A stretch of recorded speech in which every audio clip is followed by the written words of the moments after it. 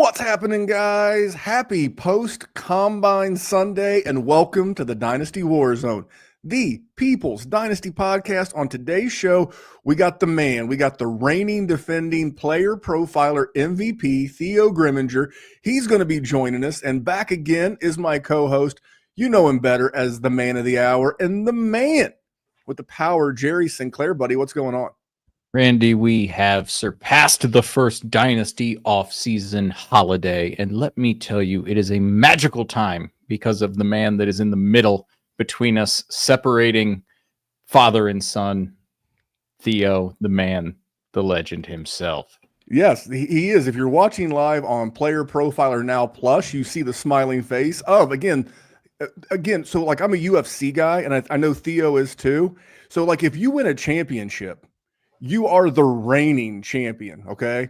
But when you repeat, when you win that second one, you are now the reigning and defending because you have that first defense under your belt. So with us is the player profiler, MVP of content, reigning and defending, our good buddy Theo Gremminger. What's going on, Theo? Always love being on the WarZone. I listen to the WarZone like we're boys. Like I talk to Memphis all the time. Jerry's my guy. This is always a blast for me to be back in the WarZone. And I was supposed to be on like 2 weeks ago. I had to reschedule. A hockey game came up with my kids. So I appreciate that, Memphis. But yeah, we're peak Dynasty season. I always love talking shop with you guys. And this is like the best time this is the best time of the year for Dynasty managers because it's the off season. There's a lot of movement in leagues, Dynasty rookie drafts on the horizon, NFL draft on the horizon. So no, fired up to be here tonight. Thanks for having me on, guys. No, and you know, they say things happen for a reason. I think it worked out well. I could not think of a better guest, especially from a dynasty standpoint, than you. I mean, you're Mr. Dynasty. You do so many good things for our brand, for Dynasty. You're a high stakes Dynasty player. You do it all. I want to jump right into it. Jerry, do you have anything that you want to ask Theo before we get going? Because this is going to be a jam-packed show. We have a good people, bad tweets, and then we're just going to talk combine. By the way, before I get to Jerry, you guys remember during the election, and we're not talking politics, but you guys remember when Uncle Elon said, "You are the media now"? Look at that. If you're watching on Player Profiler Plus now, that is a media credential. Never in my life did I think I would have an NFL media credential, but here we are. Big shout out to the Podfather, and it was great to see our boy Cody Carpentier, Alex Dunlap from Roster Watch, Anand Nanduri, saw John McClinn. It was great. So really good time. But Jerry, do you have anything for Theo? I'm sure I'll have 100 different things for Theo, but first for you, how the hell was it? I mean, you got good. Your badge. You got to get it framed, of course. I'm gonna hang it with all my other members. I will tell you, seeing some of the it's different seeing them out of uniform. Like Cody and I were talking, and Theo, when we were at the draft last year, you, me, Maddie, Tyler Canably, we went to the gym together. We're gym bros. I'm telling you, seeing some of these guys in like street clothes. Like, I'm shocked. I am literally shocked that Caleb Johnson weighed 226 pounds. If you would have said, "Hey, Memphis, I know you've got some gamble in you. How much you want to bet that Caleb Johnson outweighs Omarion Hampton?" I would have taken the rubber band off. I would have been like, how much can I bet? Because Omarion Hampton looked rocked up. He was huge. Cody and I were like, look at the size of his neck and his traps, because you don't necessarily get to see that in shoulder pads, and then to see the performance. I got a hot take on Omarion Hampton we're going to get into, but Jerry, it was cool. It was cool and super. I want to give the NFL a shout out. It was super easy to get in. And all the people that want to move it from Indianapolis, I couldn't figure out why. Whether you work for the NFL, whether you're a player, everything's right there. Nothing is more than a half a mile walk from hotels to restaurants to the convention center to Lucas Oil where the workouts are done. It just seems crazy, and you can do it all underground. So for me, Jerry, it was a tremendous experience. You got to come down next time and get Theo to come with you. That's true. That's true. I mean, he's that's a longer drive for him. I mean, I guess it's longer for Theo's me not now. going to drive. He's going to get on a plane. You go fly right out of JFK, right into Indianapolis. I'm going to pick him up. I'm going to take him downtown to the JW Marriott. Theo, you got to come next year. I almost went this year, but I did the Senior Bowl this year. So for me, I have three younger ones.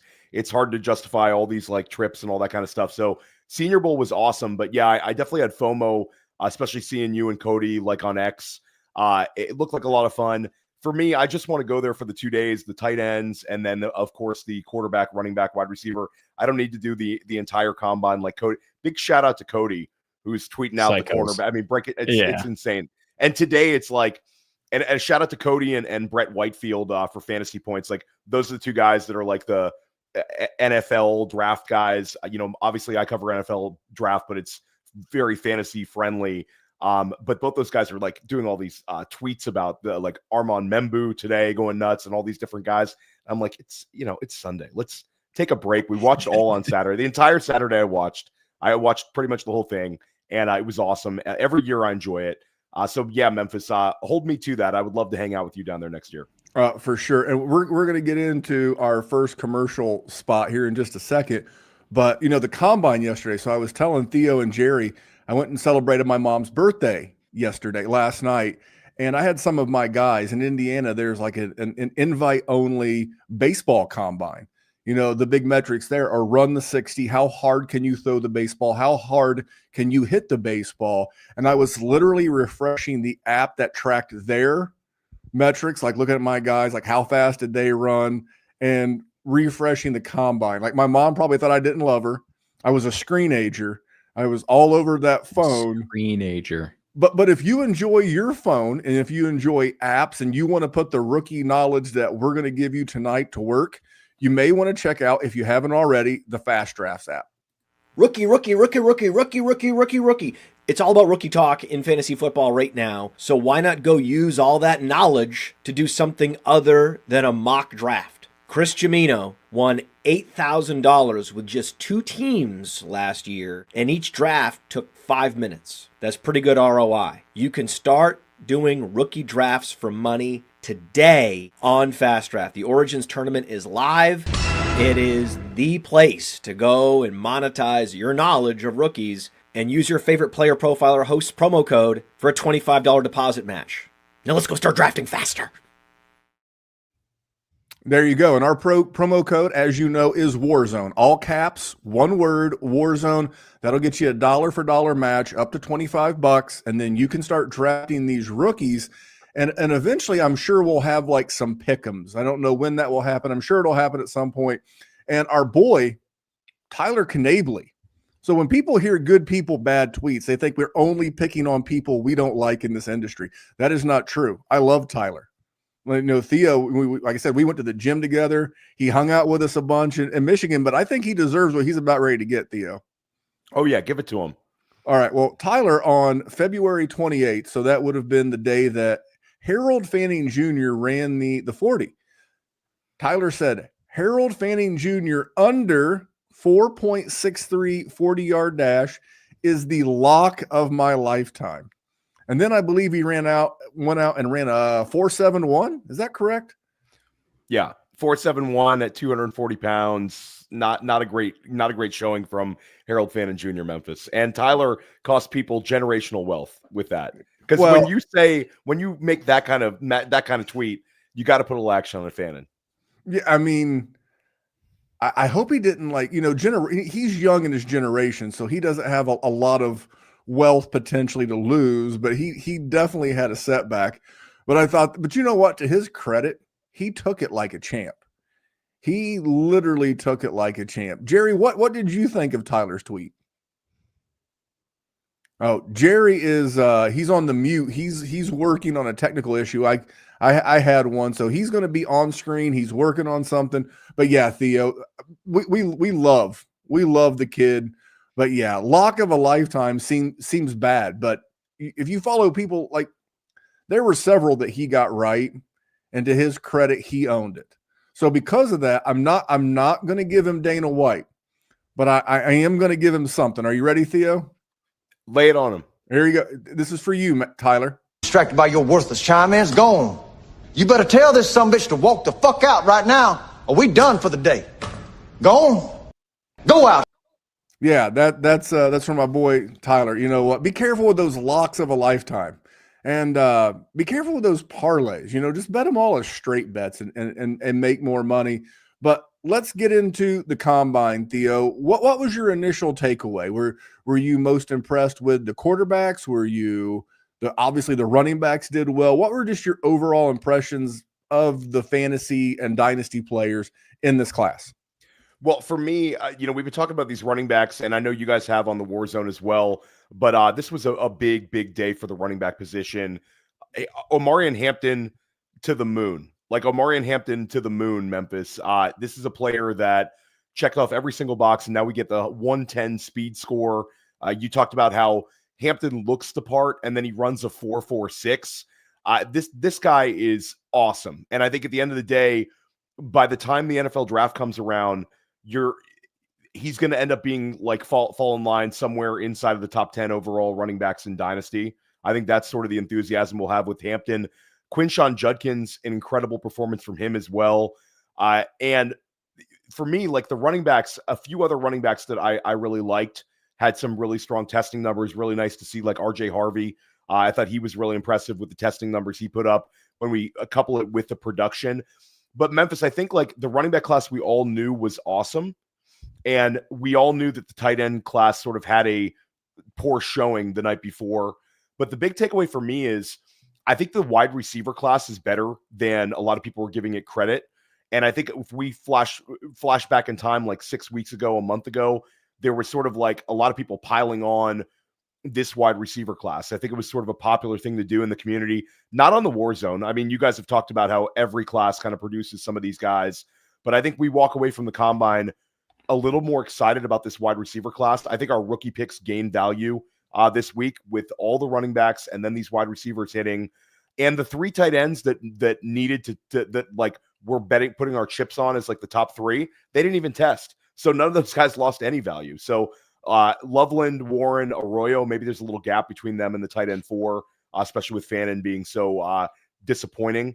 But I walk away really excited about the running back class, and the wide receiver class I think is underrated this year. I think that's sort of the mentality people need to have. There's going to be a number of wide receivers selected on day 1 and early day 2.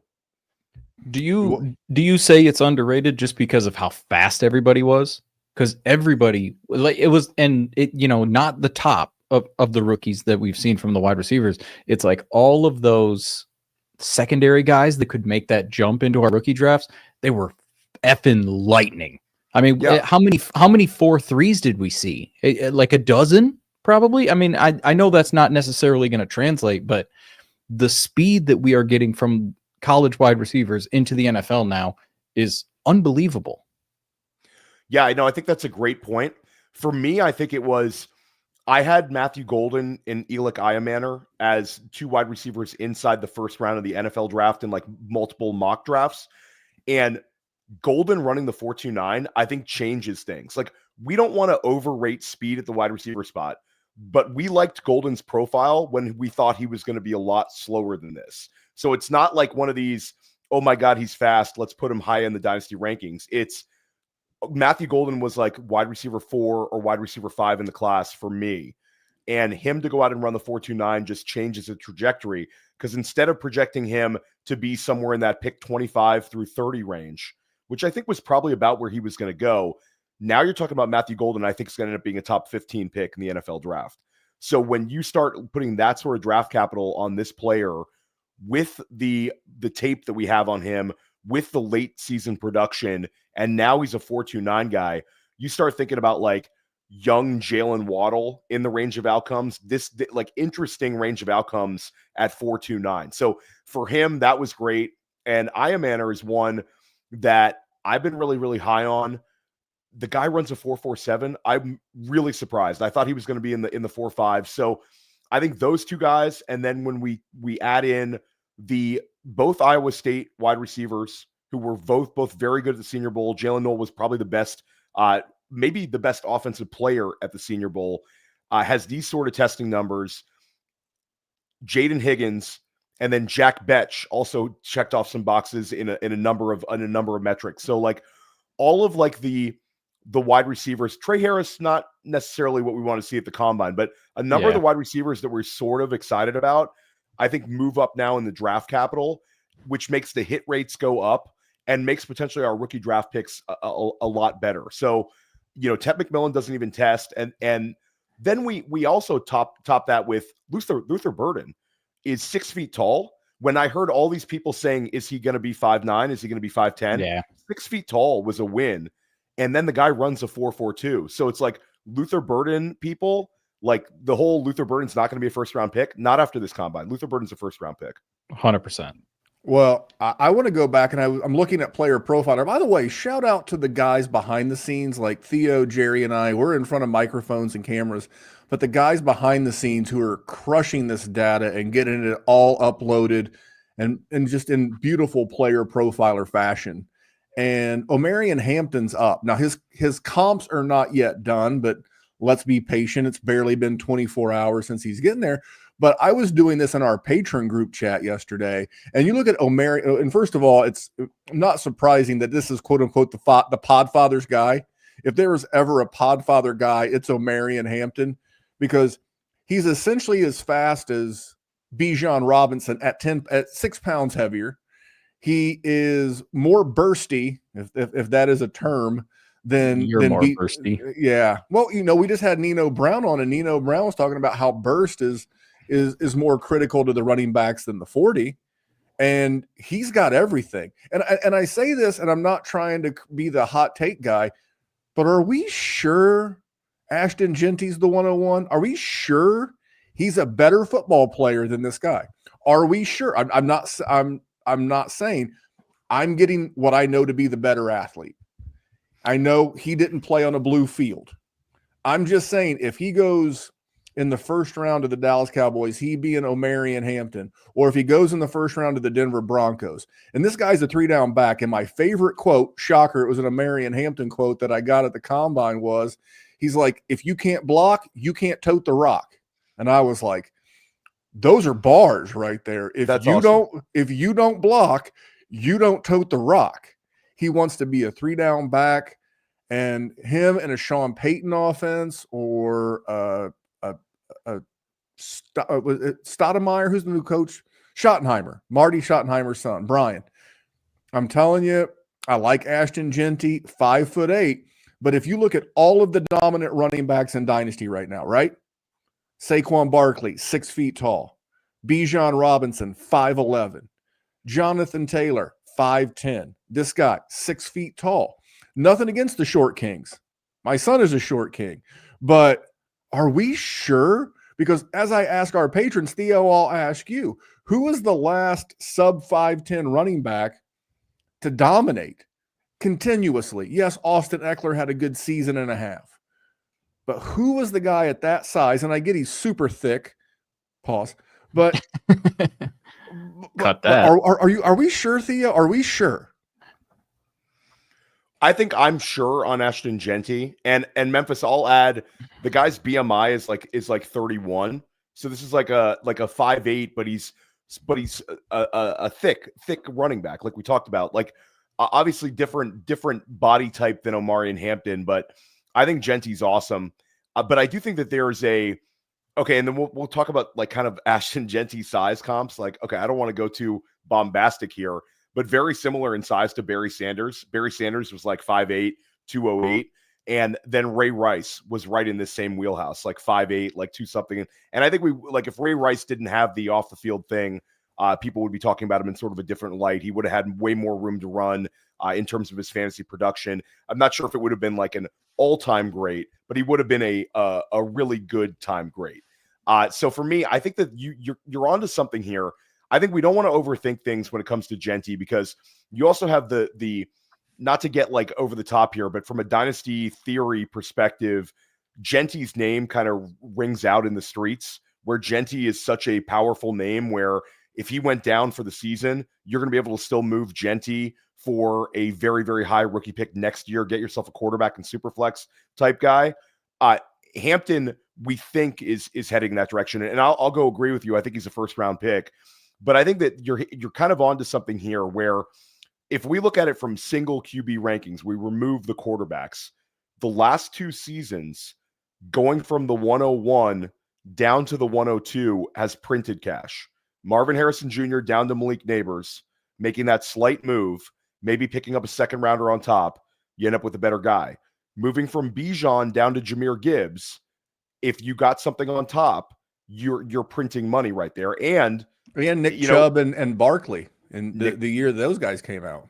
So it's been sort of a thing in single QB, moving from the 1 to 2. Now this year it takes some stones because Genty is this sort of chosen one profile where you're having, NFL draft people saying this is the best running back prospect since Saquon. So like certain very smart people are saying that in terms of prospect, not necessarily the fantasy profile, but where does this guy rank in terms of the overall draft class? Like Genty's up there. He's like a top 5 player for a lot of people on their overall board. So it's a slight risk, but I do think Hampton makes it a little bit of a conversation if you can really cash on top of that. And I think Genty's got enough oomph, and he's viewed as an automatic top 5 dynasty rookie running back type, that moving from the 1 to the 2 in single, or whatever we want to call it in Superflex, that's a viable strategy if we really, really believe in Omarion Hampton and we think he's going to get this insane draft capital. So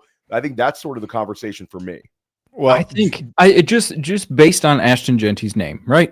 Listen, dude's good. I'm not going to rain on his parade. Randy is poo-pooing on it a little bit, but that's because Randy likes to poo-poo on name. Don't shake your head. You like Mountain West hater. He's a Mountain West hater. Yeah, no, Randy just every time everybody loves somebody, Randy's just a hipster. Like he's not a millennial, but he acts like a millennial sometimes. And this is just one of those situations.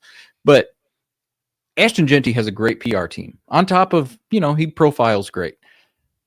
So when you say that you can drop and profit, I think the amount you can profit based on how hyped up Ashton Genty is, right? How many times have we talked? He's the 101 no matter what. 1 QB, 2 QB, 4 tight end, maybe not 4 tight end, but also you should not be playing in a 4 tight end league. I know Theo probably does because he's a psychopath. No way.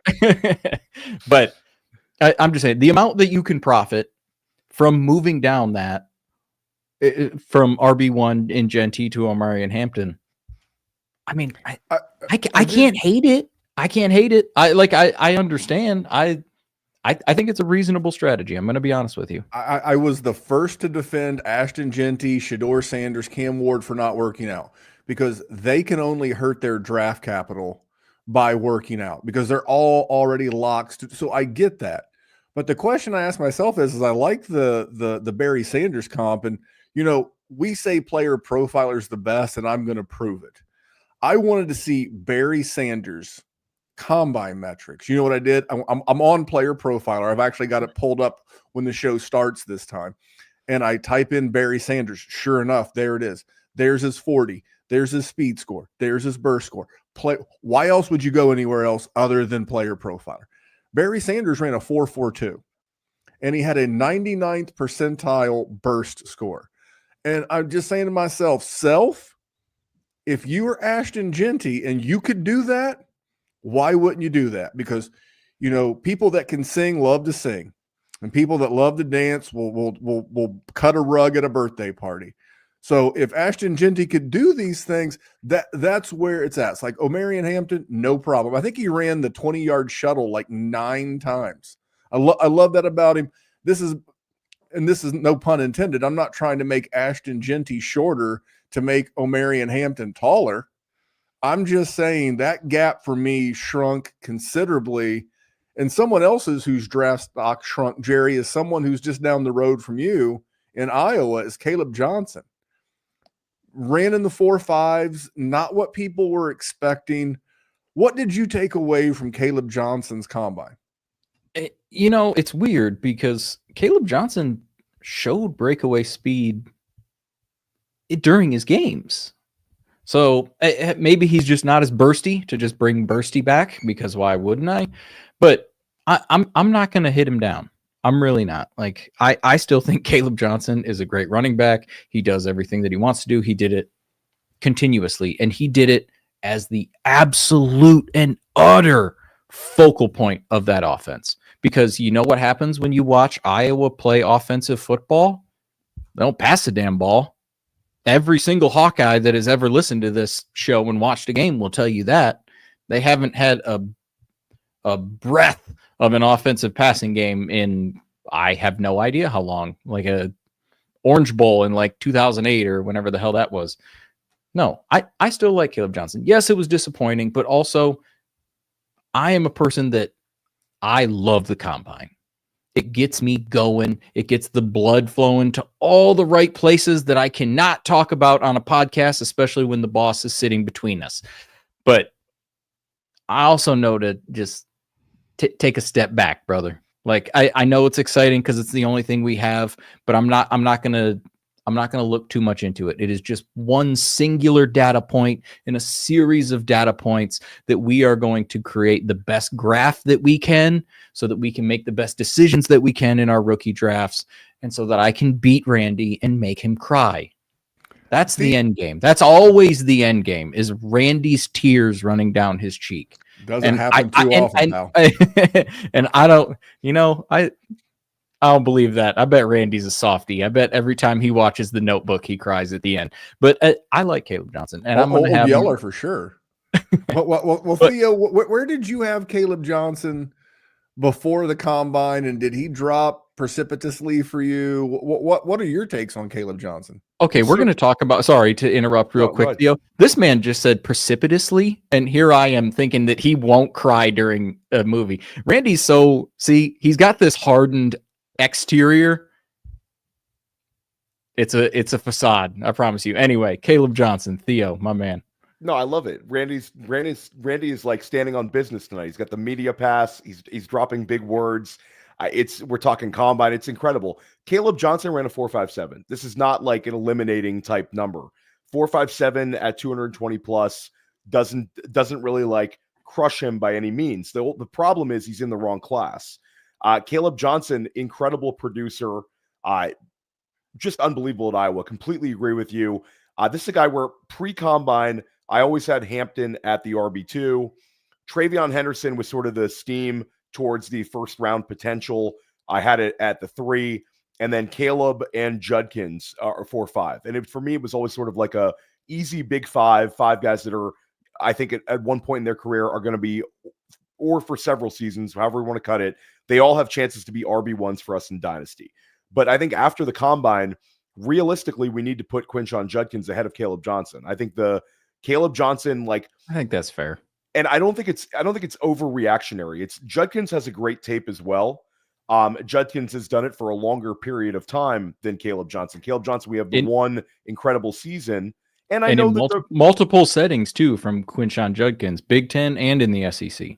No, you absolutely nailed that. And he showed he can do it in different systems, and he showed he could do it in a committee as well, playing alongside Henderson, which is big for today's NFL. So for me, I love Caleb, but I think, guys, when we get down to it, I hope all these guys go in the top 40 picks, but it's not going to happen. You'll end up with 2 running backs inside the first round. I had 3 in my last mock draft, but that was a bunch of people called me out on it. It was very like you want it to happen type deal, and I'm like, of course, I love fantasy, but I think realistically, if I had to put a number in Vegas, 2 running backs in the first round, that's what we saw 2 seasons ago with Gibbs and with Robinson. I think we could see that again this year. Maybe a third gets in there, but the third is not going to be Caleb Johnson. If one gets in there, it's still going to be Henderson because people are chasing Jahmyr Gibbs. They're chasing that big play running back. Henderson has that high value touch role in his wheelhouse, and he didn't hurt himself at the combine for that argument, the low 4.4 guy.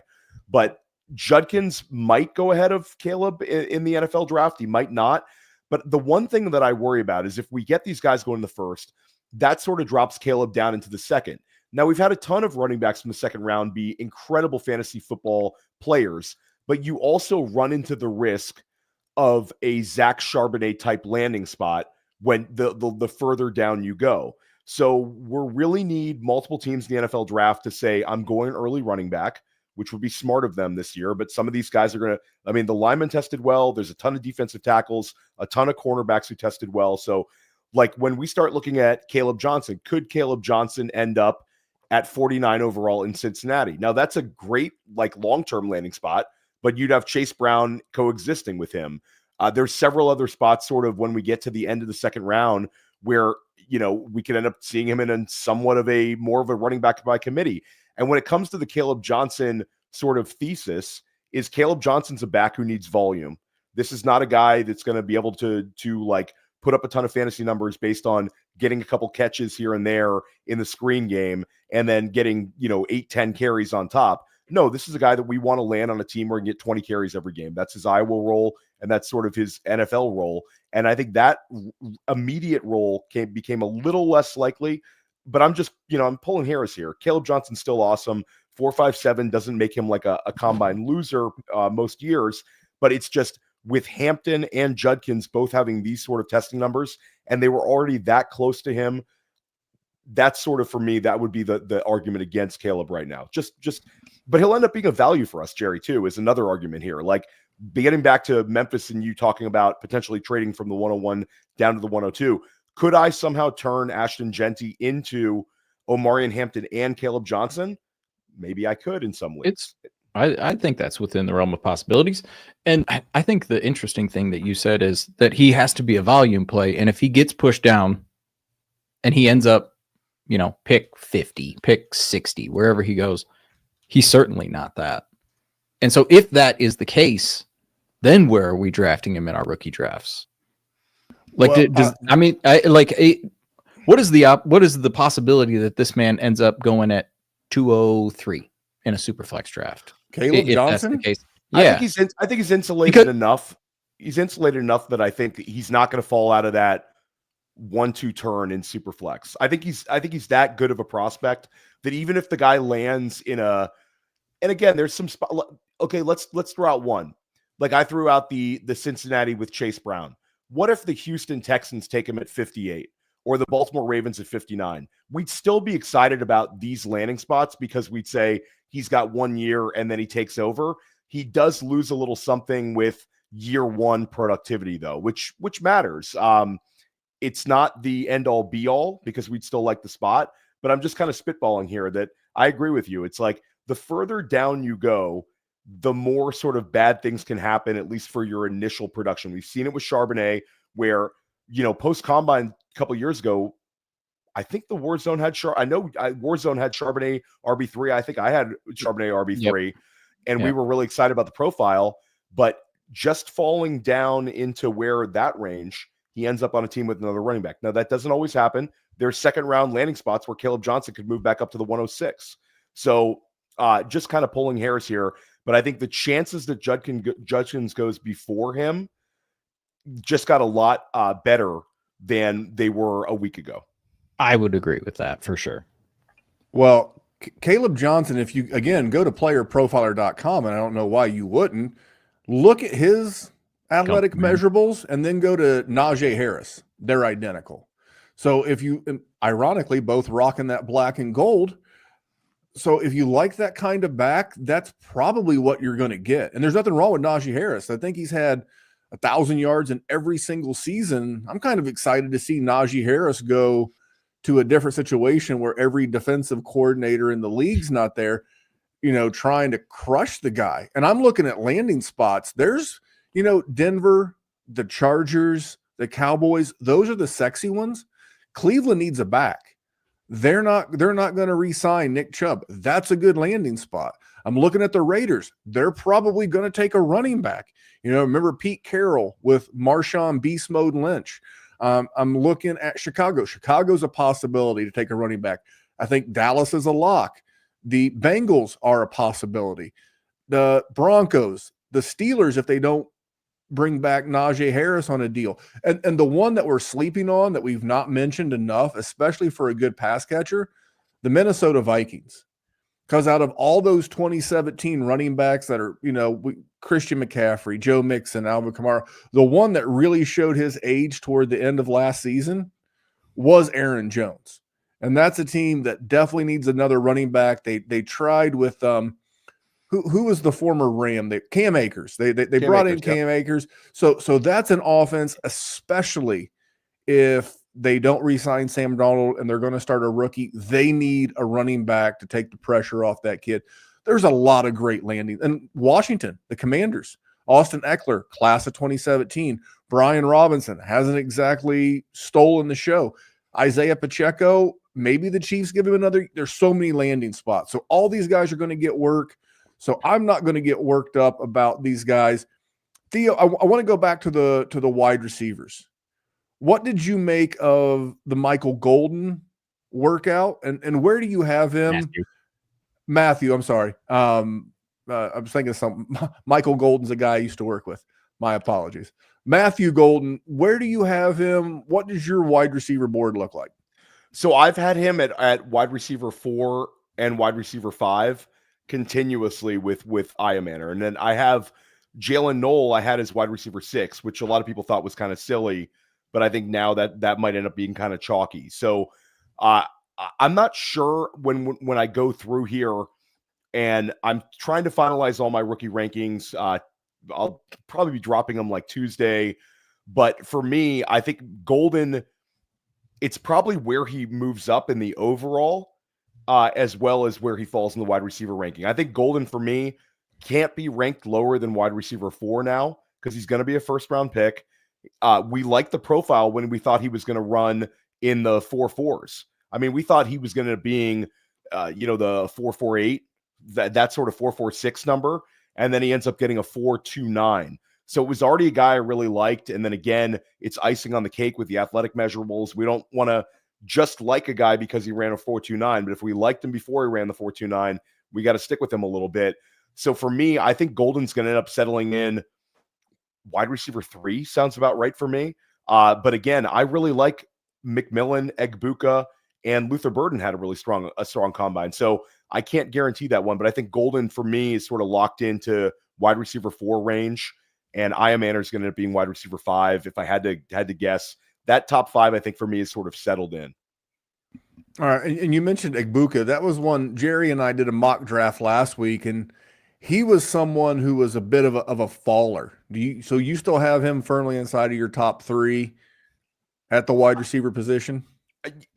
I think that it becomes more of a conversation if the draft capital is significantly wider gap now with a guy like Golden. But I think Egbuka is such a safe player where I think with that profile, I think he's going to end up being a wide receiver 2 multiple times over in his career. Now, does he have that profile to really steam up, Jerry? And maybe he does if he lands in the right sort of situation. If he lands in like a copycat Rashee Rice role, which I think is sort of in his wheelhouse, then I think that's great for him. But he's a player that I think is very safe, but is going to need a kind of a landing spot to hit that peak ceiling level. Golden just has more outs now. And Golden has definitely a lower downside, though. Some of these super fast guys don't hit. But I think if we're simply chasing upside with this pick, I think Golden, for me, he's going to get the extreme draft capital. And again, we liked him before 4.29, and now he runs a 4.29. I mean, but Egbuka, for me, is going to be ranked ahead of him. It would take a lot of soul searching for me to have Egbuka significantly drop. I think Egbuka is locked into wide receiver 3 in this class.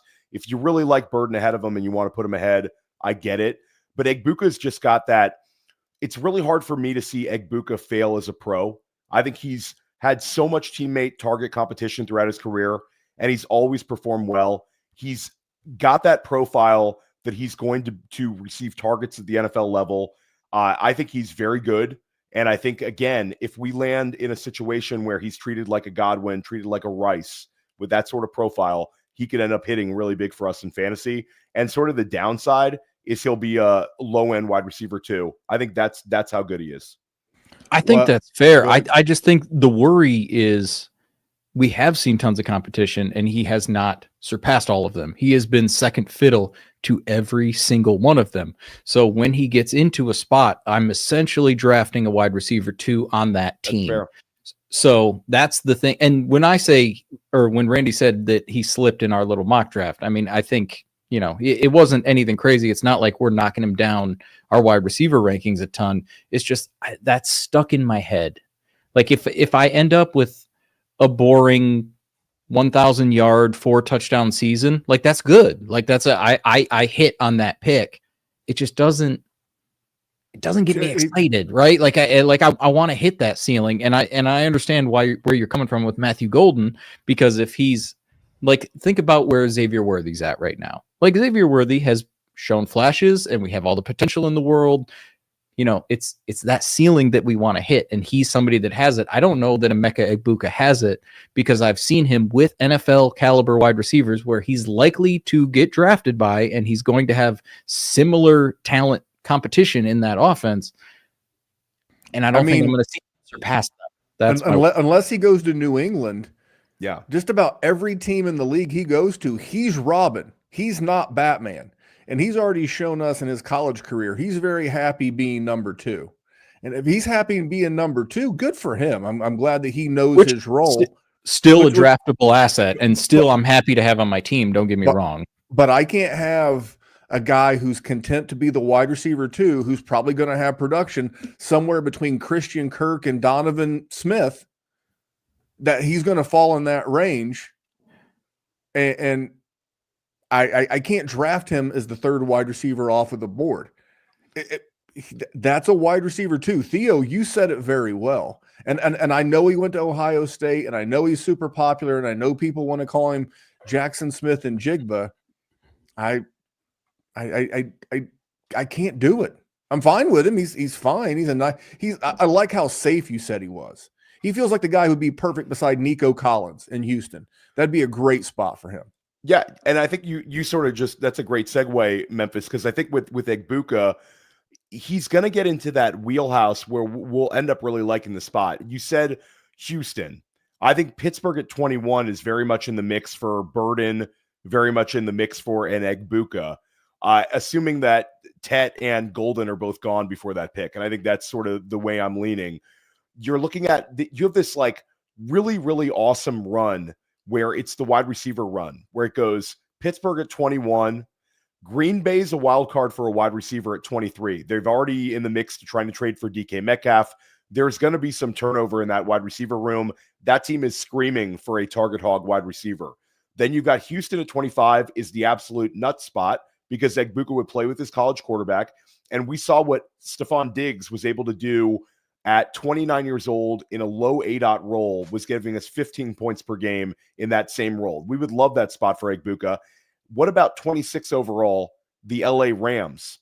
That would be a great spot, taking over the Cooper Kupp, not necessarily role, but taking over number 2 target opposite Puka. Then you look down a little further. I don't think Washington's done yet. Washington at 29, probably they don't pull the trigger on a wide receiver. They just made this trade for Debo, but it was a very low-risk bet for them, getting Debo for like a 5th-round pick. And then Buffalo at 30.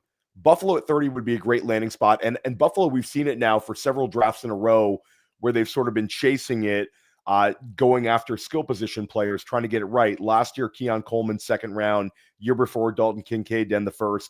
And then Memphis and Jerry were telling the whole world to draft James Cook when he was in rookie drafts, when it wasn't even cool to have James Cook in your rookie draft. But if you listen to the WarZone, you've been printing money with that pick. So Buffalo's been doing that for 3 years in a row. And then you guys brought it up.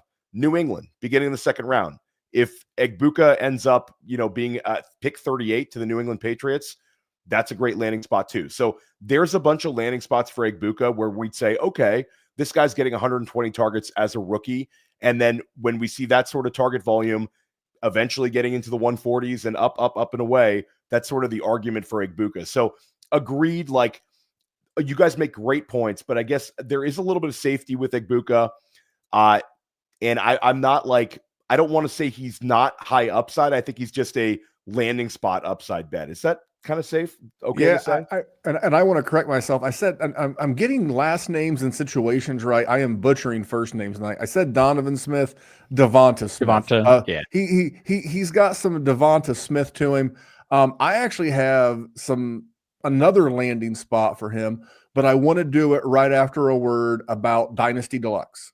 If you play in Dynasty, you need Dynasty Deluxe, our premium package for Dynasty Leaguers. We rank over 300 players, updated every week, all year long. And there's a win now mode and a rebuild mode with Superflex and tight end premium controls. and a Dynasty League sync, where you can say, sync down all of my sleeper teams, all my FFPC teams, and then you can browse around your leagues for who has needs, and then you can use our trade finder to see what kinds of trades are happening in leagues that are similar to the one I want to do. Then you can analyze trades using our trade analyzer, which balances the lifetime value, which includes pick values out to like 2028. All of that plus the rookie guide, $25 value, is included. So if you're just in one Dynasty League, Dynasty Deluxe is well worth it. And use your host's promo code, and you can bump up to all in and get $25 off. And as we know, that promo code is WarZone. I'll tell you where's a great landing spot for everybody but a quarterback, and that's Denver. Because they got Cortland Sutton and nothing else.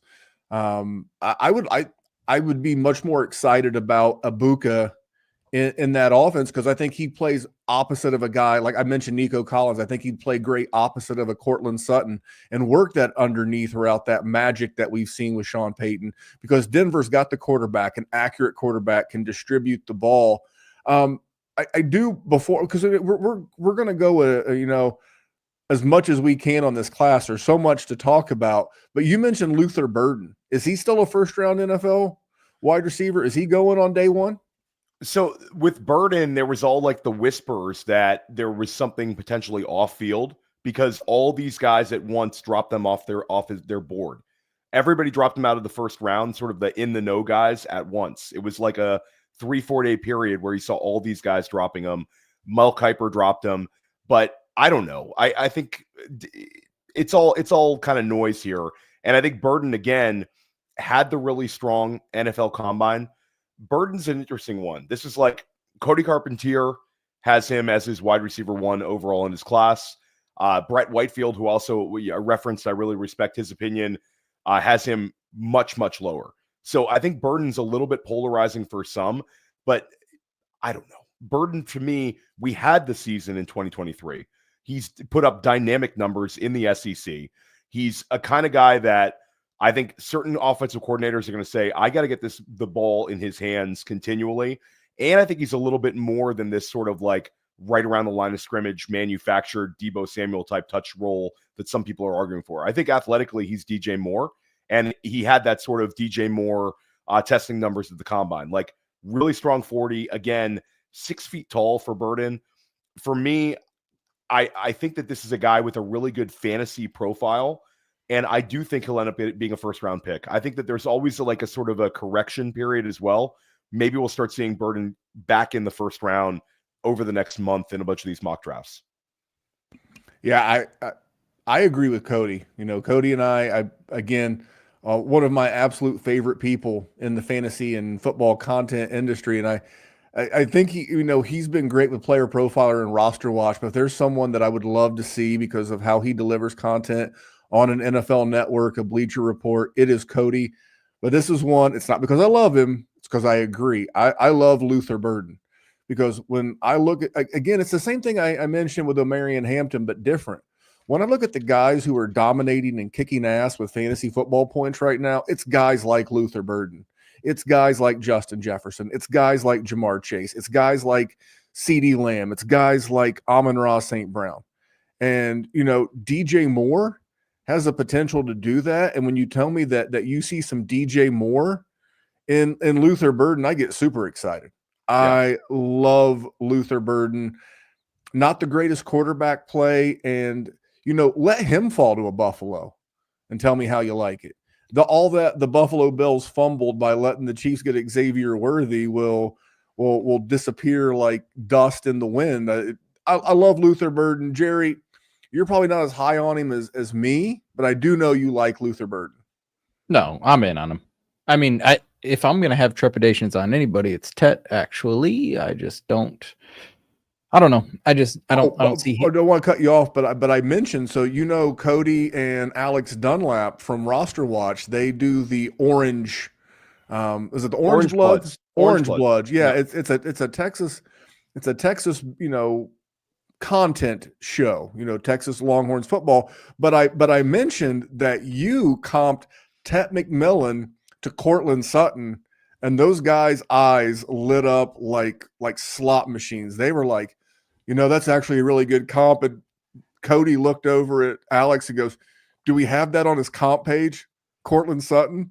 So if on roster watch, So I got lucky. There we go. You go and you look at Tet McMillan's, comparables on there. They should have added Cortland Sutton based on Jerry's recommendation. What do you think about that, Jer?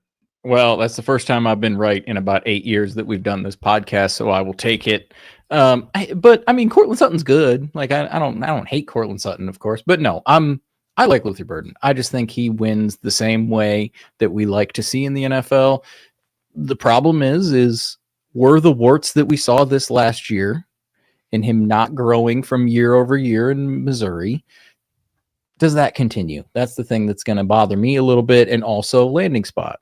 Like if I see this man end up in, I don't think Tennessee's going to take a quarterback at 1, but if they end up taking a quarterback and then they go, whoever with Luther Burden at 35, I don't know. Like I'm just not going to love to take him in rookie drafts there, but that's also, maybe I'm just a Tennessee Titans hater. I think I still just have Will Levis residue that just, craps on whatever that jersey looks like. I hate him. Well, Theo, we brought up Tet McMillan. What are your thoughts on McMillan? Comps are not quite ready yet on Player Profiler. They'll be ready within the next couple of days. And I love that Theo mentioned that, his rankings will be up early this week as well. But where are you at on Tet? He ran fine, 4.46. Didn't really do anything else at the combine. I don't want to say DJ Chark because he's not that fast, but just these tall-bodied outside wide receiver clashers, man. I struggle. I'm struggling. What about you? Okay, so you guys get all the props in the world with the James Cook. James Cook, you guys were all over. Oh, but he's setting us up. He's going to shit on us right here for sure. The WarZone are sizes against the big wide receiver. You're not wrong. And the Drake London argument, you guys made the same argument with Drake London. And I know like Drake London, you could say, well, it took a little while to kick off, but last year at age 23, big time season, heading into this year, we probably think is a wide receiver 1. So for me, I think Tet McMillan sort of has that wheelhouse. You bring up Cortland Sutton. Sutton was the 40th overall pick. Sutton's a nice player, and he's definitely gained some value with Bo Nix, but 40th overall pick. I think Tet McMillan is going to be a top 15 pick. So it's a little bit different bet. 100%. So and Tet, to me with Tet McMillan, I think Jed Fish, who's now the coach of Washington, obviously he's Tet McMillan's guy, but he talks about Tet McMillan being like the best athlete he's ever seen and being a guy that's just so quick reaction, just does unbelievable things athletically that I think sort of go beyond some of the testing measurables. When you start talking about elite athletes in sports, Memphis, you know how it is. It's sort of the instincts, the wherewithal, making exceptional plays, being in the right place continually. Like Tet checks off all those boxes. I think Drake London has been sort of the like NFL projection that I have sort of liked. And I've argued with Cody Carpentier about Tet McMillan before, but I do think Tet McMillan is the wide receiver 1 in this class. And I think he's a guy that has a really cool combination of being big, being long, and also having 150 target potential. So I think teams are going to view him as a guy that they're going to need to target in the passing game. He's going to have the draft capital. And I think that Drake London outcome is very much in the wheelhouse when it comes to Tet. All right. Hold on. Here's my. I thought he was going to burn us for Brian Thomas. That's the one. That's actually who I was going to bring up 2 people. We said the same thing about Brian Thomas, and then he got a landing spot, and we started to do our. I can't even remember the set right now. I forget. But, are we buying the hype or are we selling the hype essentially? And we were like, okay, we're both wrong on Brian Thomas. Like, this is something we need to get in on. So I hear you, and you're right. The problem is the sting of Hakeem Butler will never die. Because I've seen the draft capital. I know, but we're not. I wash my hands, by the way. I mean, Hakeem Butler is a Jerry take. It is. We were in on Brian Thomas in a not so good way together. I do want to get to some tight ends though, real quick. Sure. Who is your tight end 1, And are you super concerned about the 40 time of a guy like Harold Fanning Jr.? So it's a two-parter, because I think your tight end one would have to be either Colston, Loveland, or Tyler Warren. Yep. But I also want to know what your thoughts are on tight end 3. Elijah Arroyo all day long, and twice on Sundays. That's we're recording on a Sunday. Elijah Arroyo is awesome, and this is like Elijah Arroyo. I think is going to end up being a top 45 pick. He's elite athleticism. He showed it at the Senior Bowl. I think he's really, really, really good. And you bring up the top 2 tight ends in the class. I think it's perfectly reasonable. We talked about the Ashton Genty pivot down to Hampton, the pivot down to Colston Loveland, assuming that Tyler Warren is drafted ahead of him. And I think that we'll make a Marvel reference for you, Memphis. There's somewhere in the multiverse where Colston Loveland ends up being the top tight end selected. I don't think it's completely out of the window, but Tyler Warren, let's say most likely is the tight end 1, most likely a top 10 pick. He's the tight end 1 for me. Loveland's tight end 2, Arroyo's tight end 3. And I think especially in tight end premium this year, you want one of these guys. It's really great, guys, that we had all these running backs testing well and wide receivers testing well, where you might end up being able to get these top 2 tight ends at like just a little bit of a discount enough. But Tyler Warren, I think, is awesome. This is a guy that has high target potential. He was unbelievable. I love the fact that Penn State had manufactured rushing attempts for him, had over 200 rushing yards. If it was a wide receiver in this class with Tyler Warren's stats, we'd be talking about him continually if a guy did that in the Big Ten. Warren did that at the tight end spot. Now, when we go Loveland's like 2.5, almost 3 years younger. So there's maybe a little bit more room to run in that profile. Loveland also measured in taller, which was a little bit surprising. I love Colston Loveland. I think led Michigan in all categories, bad offense for Michigan. But if we go back to the national championship team, Colston Loveland was only 3 receptions away from leading them in receptions. I think Loveland's really, really good route runner. I think he's fast. He's athletic. He's a really good player. And then Arroyo, again, you get that discount. So I love the top of the tight end class. I called the tight end class transformative in fantasy, which a bunch of people are calling me out on now because the guys like Fannin and all these guys didn't hit. But I do think that it's the top heavy guys are all really going to hit. Fannin Jr. disappointed. This is a profile that we really, really, really wanted to hit, guys. But for him to run a 4.71 is not a death sentence. But at 241 pounds and a 4.71, now we're sort of wanting the Isaiah Likely outcome. A guy who doesn't test as great and doesn't have that elite athleticism, but still absolutely murders NFL defenders as in the one-on-one passing game. That's the outcome. So Harold Fannin going from really, really excited, like he's going to challenge the big 2, to Isaiah Likely type athleticism and outcomes. For me, that's disappointing. I'm not going to bury Fannin Jr. And I think if you're in a tight end premium league, he suddenly becomes like an outlier you can bet on because he's just so good on tape. And when you watch the games like the Texas A&M and the Penn State game, you really thought, like our friend Tyler Knabel, that he was going to be super fast. So it was a little bit disappointing. 241 was a win for him. He was 238 at the Senior Bowl. So Memphis, you think like the guy worked so hard to bulk up to get over 240 that it cost him a little bit of points in the 40. Maybe that's the case, but any way you cut it, Fannin is definitely not going to challenge tight end 3. And at the end of the day, Mason Taylor is probably going to be the 4th tight end selected in the NFL draft. I think he's an absolute unit. I don't know if he's necessarily going to hit for us in fantasy, but I think Mason Taylor is going to be a starting tight end in the NFL, and I think NFL teams will value him. Terrence Ferguson ran extremely fast, 4.62, sort of a basketball frame. But yeah, I mean, guys, it's a sad day for us that wanted to see Fannin put up like a 4.640, and then we're making all sorts of crazy arguments tonight. When we get Nino Brown back on, we'll get his take, because Harold Fanning was his tight end 1 in the class, and I'm not ever really been concerned about the 40 with a tight end, to be honest. What's that 10-yard split look like? And can you get open, and can you beat safeties, and can you beat linebackers? And that's all I really care about. we mentioned last week the breakout age that, there were people in the fantasy industry concerned about the breakout age of Tyler Warren. And Ray Garvin tweeted about this. And I asked Ray, hey, what do you think about this breakout talk about Tyler Warren? And Ray shot it down. And I want to give this guy attribution. I would never steal his take because it's a great take, because he responded to this as well. And his name is Cole Odell. Speaking of good people, good tweets. By the way, Theo, his Twitter handle, at Captain Stugotz. So clearly a Sopranos fan. And he said he played on a team, he being Tyler Warren, he played on a team with Pat Fryermuth, Brenton Strange, and Theo Johnson, all highly touted recruits and all in the NFL now. So no, I don't find it surprising he didn't get a lot of playing time.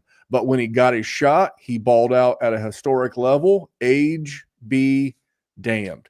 And I was like, well, son of a bitch, that is a fantastic take, because Pat Fryermuth, Brenton Strange, and Theo Johnson, great name, by the way, Theo, great name. In the NFL. It's fantastic. One of my favorite year two tight ends to be looking at. But I thought that was a wonderful take, and that was all I needed, because I was already leaning Tyler Warren anyway. I'm locked in. Jerry, anything on the tight end position? We are coming up on that magic time. Don't worry. Let me just do this real quick. I'm just gonna cover Sparty real quick. I love Colston Loveland. Colston Loveland's probably my tight end one. Like, I hate the dude because he talked shit about Michigan State after they won, but he's awesome. And that offense was absolutely one of the most putrid things that any football fan has ever watched. And he just continuously made play after play after play and got wide open. And when you were watching that team, you knew he was the guy you had to watch, and he still found ways. So Colston Loveland is probably going to end up being my tight end one. I understand that Tyler Warren is also a G. I know in one of their games, it might have been the last game they played, the semifinal, where they had their wide receivers had 0 catches for -3 yards or something, because one of them recovered a fumble because they just funneled everything to Tyler Warren, which I'll blame you. That was a good strat. It got you all the way there. He's good. As far as Harold Fannin Jr., like Theo said, you're taking a stab.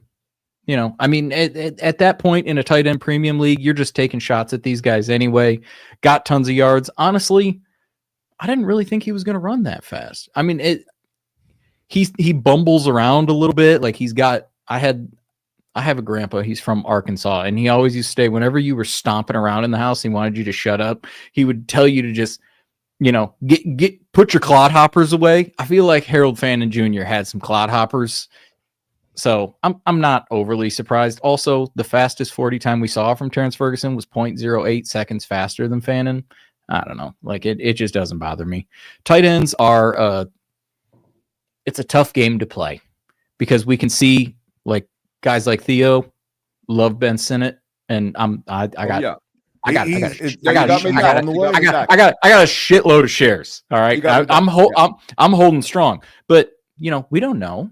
Like, sometimes it takes a little bit of time. Sometimes we see Kyle Pitts, right? Where's Kyle Pitts valued at right now? The dumps. But also, as a rookie, we saw 1,000 yards. You know what would happen if we saw 1,000 yards from any one of these guys? To the moon. Just like it happened with Kyle Pitts. So we don't really know. Tight end is an unpredictable position. So if you're in a tight end premium league or you're in a 2 tight end league, you take your shots. And I don't care what the name is. I don't care, because you want them, because if you have a tight end problem in one of those leagues, you have a championship problem in one of those leagues. And that is not what you want. If the goal is to make Randy cry, which is always my goal. That is what I'm going to do, but I'm going to get Theo out of here. This guy has been working harder than an ugly stripper this week, and he's got a big week ahead of him. He's got those rookie rankings coming out. He said Tuesday. Knowing Theo, it'll be Tuesday, could be Monday. A lot going on at Player Profiler. I'm sure you're doing Dynasty Life this week. I'm sure you're doing Cody Carpentier tomorrow. Cody Carpentier tomorrow. And then you got the Sonic Truth this week. Yeah, I think I'm not sure we're dropping a Sonic Truth this week, but I'll drop a couple of Dynasty Lives, and then I have a mock draft. We're going to do a mock draft sometime later this week with Alan Soslowski and then a couple of guys from Football Guys. So that should be pretty fun. Well, there will be no shortage of content at Player Profiler. And I want to give a shout out to all of the guys. And I'm not seeing any ladies' names. There could be some ambiguous ones, but like Index of Suspicion and Bindles. By the way, check out Bindles. Bindles has been putting out some sweet Dynasty content out there on the X. So definitely check him out. Rubio, Jeremiah Retzlaff. I mean, he's a Player Profiler guy. So many people have taken part in the chat tonight, and we just want to give you guys a shout out. Jamie Parag, he said he said always. He is always the first person. I met Jamie. I met him down in Canton. Great guy. Shout out to Jamie. Depends on how the Canton schedule. I'm going to try to make that this year. No, now I'm pissed off. Now I'm salty that Theo got to meet him. Well, I met Jamie. Awesome guy. Jamie is an awesome guy. You guys are all awesome guys. Again, we've got FastDraft. It may not necessarily be quite ready for launch in your state because some states are just assholes. It be what it is. But download the app. Give it a 5-star review. It sounds dumb, but it's not. It's really helpful, and it's free to help the brand. It's free to help FastDraft. Go on. You leave the show. Like all the guys commenting on the podcast on YouTube, that helps. If you purchase anything with Player Profiler or FastDraft, use the code WarZone and then stick around, man. Theo, we're going to have the guys from the FF Dynasty.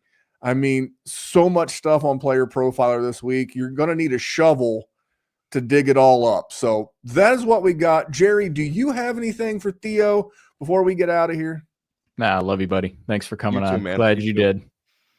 Theo, man, thanks for coming on.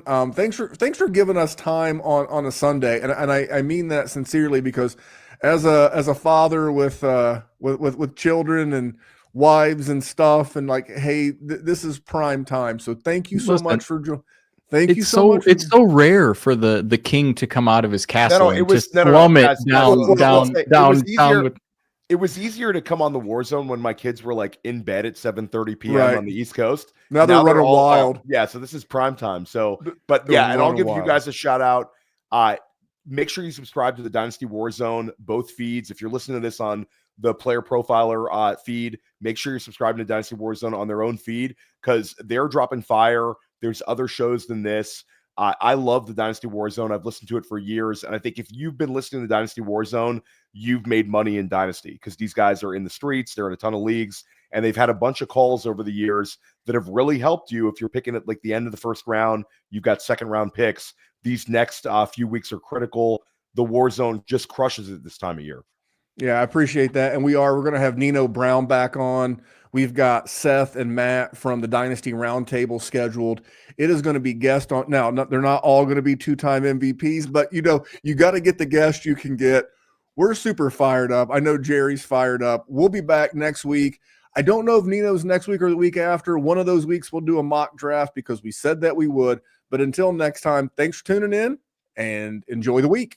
Hey, I want to thank you for being part of this broadcast. If you have any thoughts on it, leave a comment. If you enjoyed it, make sure you leave a like. And if you want to see more shows on the Player Profiler channel, subscribe to it. That's how we know you want more.